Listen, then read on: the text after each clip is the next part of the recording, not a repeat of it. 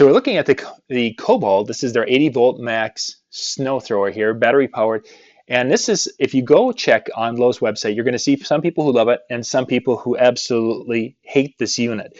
I've been using it, and I'll tell you what they hate about it. But first off, power. It has power. It has the shoot control, and it two high low speed.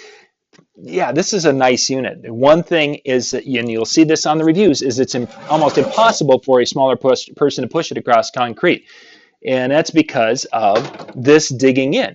Well, the reason that it's digging in is because we're missing the little skid plate that is right there, and it's missing on this particular unit. There were some units that shipped without the skid plate here, that little shoe that would keep it off the concrete and make it so it wouldn't dig in quite as far. And there's a little skid plate right there. It's showing up in the instruction manual, but it didn't ship with all units.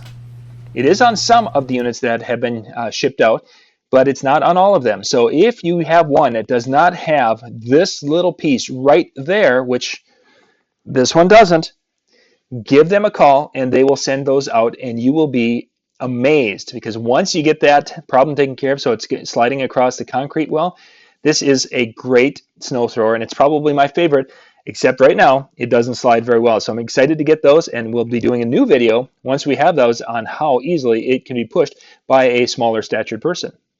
This is John Young with the Weekend Handyman. Thanks for watching. For more tips and how-to videos, go to weekendhandyman.com.